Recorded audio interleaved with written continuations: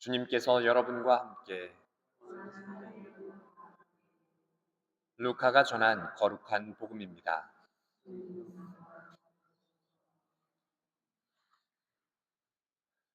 그때 예수님께서는 성령으로 가득 차 요르단강에서 돌아오셨다. 그리고 성령에 이끌려 광야로 가시어 40일 동안 악마에게 유혹을 받으셨다. 그동안 아무것도 잡수시지 않아 그 기간이 끝났을 때 시장하셨다. 그런데 악마가 그분께 당신이 하느님의 아들이라면 이 돌더러 빵이 되보라고 해보시오 하고 말하였다. 예수님께서 그에게 대답하셨다. 사람은 빵만으로 살지 않는다고 성경에 기록되어 있다. 그러자 악마는 예수님을 높은 곳으로 데리고 가서 한순간에 세계의 모든 나라를 보여주며 그분께 말하였다. 내가 저 나라들의 모든 권세와 영광을 당신에게 주겠소. 내가 받은 것이니 내가 원하는 이에게 주는 것이요. 당신이 내 앞에 경배하면 모두 당신 차지가 될 것이요. 예수님께서 그에게 대답하셨다. 성경에 기록되어 있다. 주 너의 하느님께 경배하고 그분만을 섬겨라.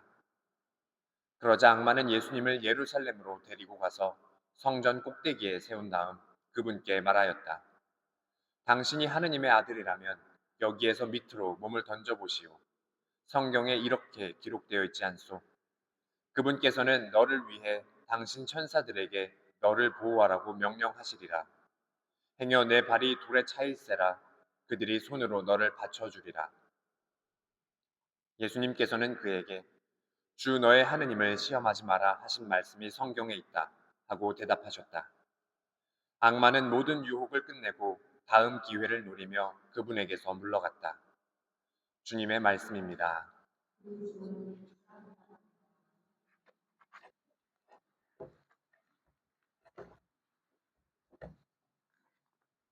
찬미 예수님, 다들 지난 제일수요일에 제 받으셨나요? 이제 사순의 여정이 시작이 됩니다. 이제 제가 며칠 전에 검은 수녀들이라는 영화를 봤습니다. 이게 한 10년 전쯤에 나온 검은 사제들이라는 이 영화의 후속작으로 나왔는데 이제 검은 사제들에서는 두 성직자가 그리고 이번에 검은 수녀들에서는 두 수녀님이 구마를 하는 그런 과정을 보여줍니다. 근데 저는 개인적으로 이 엑소시즘 영화를 좋아해서 이런 걸 다 찾아보는데 그러니까 참 이 영화가 우선 비현실적이라는 생각이 들었습니다. 그 이유는 이제 영화가 뭐 구마나 악마를 다뤄서 그런 것이 아니라 일단 강동원 같은 외모의 신부님을 찾아볼 수가 없고요. 또 마찬가지로 송혜교 같은 그런 수녀님도 제가 지금까지 살면서 한 번도 본 적이 없기 때문입니다.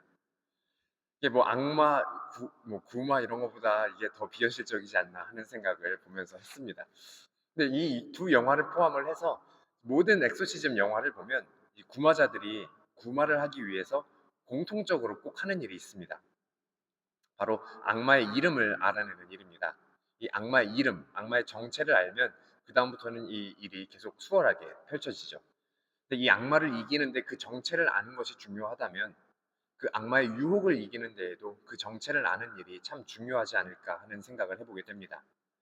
오늘 복음에서 보면 예수님께서 광야에서 이 악마의 유혹을 받으시는데 이제 그 극복 과정을 이제 구체적으로 우리에게 보여줍니다.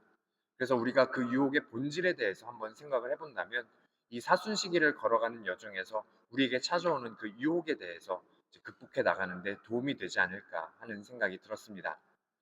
우선 전통적으로 보면 일반적으로 이 세 가지 유혹에 대해서 뭐 첫 번째는 빵에 대한 유혹, 뭐 인간의 욕구에 대한 그런 유혹이고 두 번째는 부에 관한 것, 그리고 세 번째는 명예에 관한 그런 유혹으로 우리가 일반적으로 해석을 해요.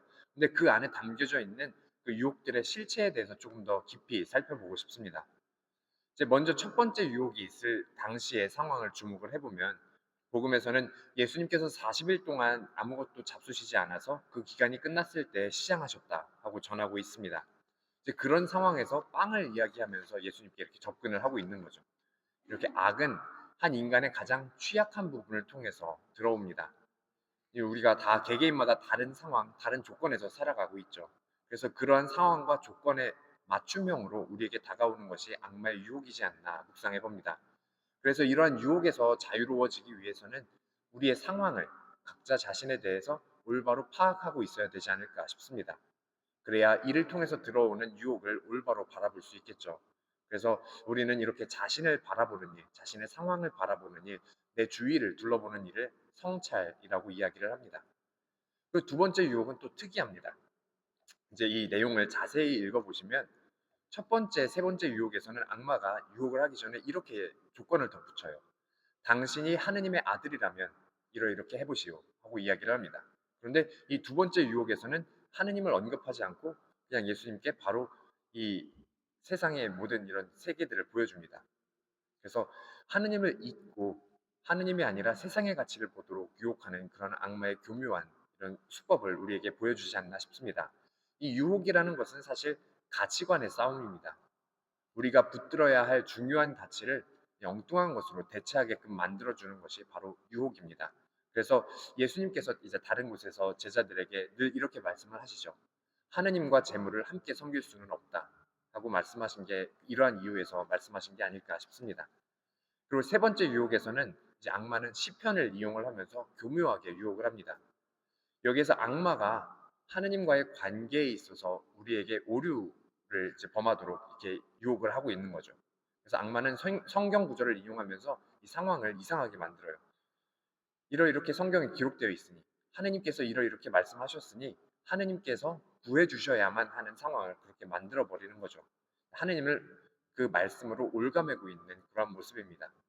이렇게 악마는 하느님과 나의 관계에 있어서 우리가 나에게 주도권을 주고 하느님을 좌지우지하도록 그렇게 이끌고 있습니다.